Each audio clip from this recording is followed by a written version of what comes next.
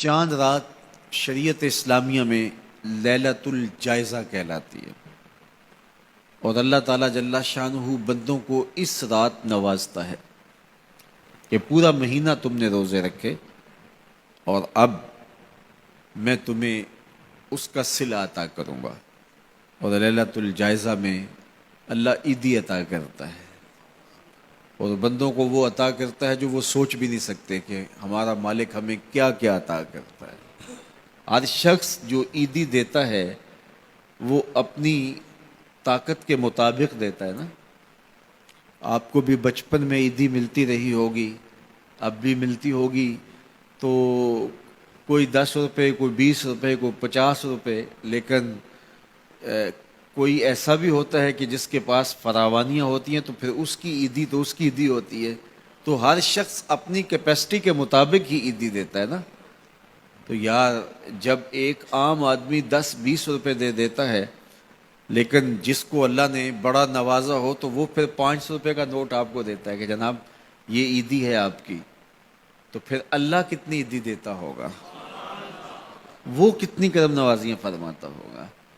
تو یار جب عیدی لینے کا وقت ہو اس دن ہم بازار میں ہوں، جب عیدی لینے کا وقت، کچھ لوگ اپنے سارے کام اور ساری خریداری چاند رات کے اوپر چھوڑتے ہیں کہ اس رات کو ہم بازار جائیں گے۔ کچھ لوگوں کو شوق ہوتا ہے اس رات بازار جانے کا، حالانکہ بازار شر الاماکن، بری جگہ، سب سے بہتر جگہیں اللہ کے گھر مسجدیں ہیں، اور سب سے بدترین جگہیں بازار ہیں۔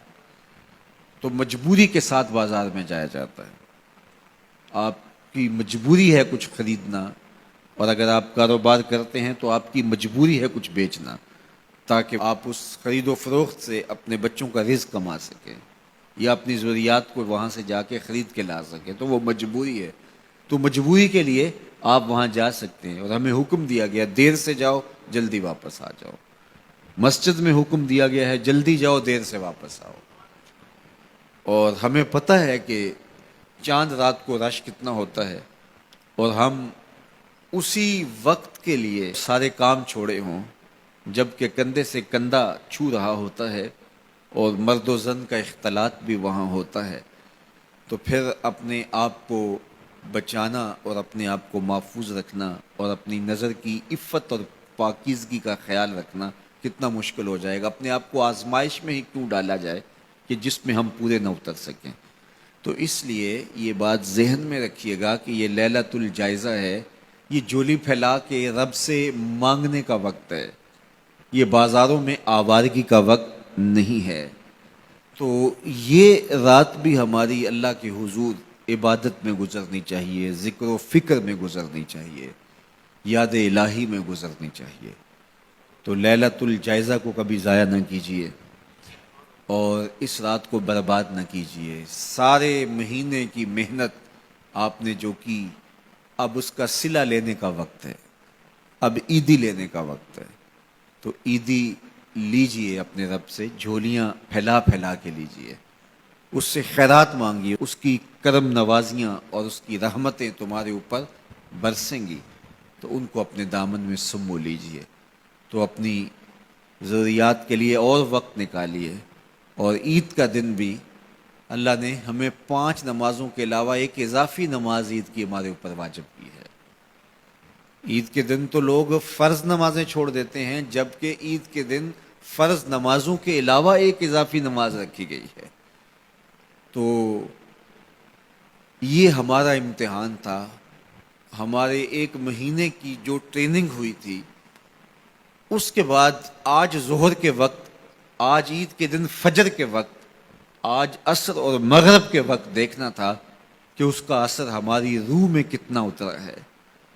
اور میں کہتا ہوں کہ جب مسلمان سارا مہینہ روزے رکھیں، تراویح بھی پڑھیں اور نمازیں بھی ادا کریں، اور عید کے دن فجر کے وقت مسجد میں نمازی نہ ملے، ظہر کے وقت آدھی صف ہو، تو شیطان تو بڑا خوش ہوتا ہوگا، وہ تو بڑا راضی ہوتا ہوگا کہ یہ پڑھتے تھے نمازیں اور تراویح اور کیا کیا کرتے تھے، پتہ چلا نا کہ ان کے اندر کچھ بھی نہیں اترا، اور یہ جہاں کھڑے تھے اس سے بھی نیچے لڑک کے آ گئے۔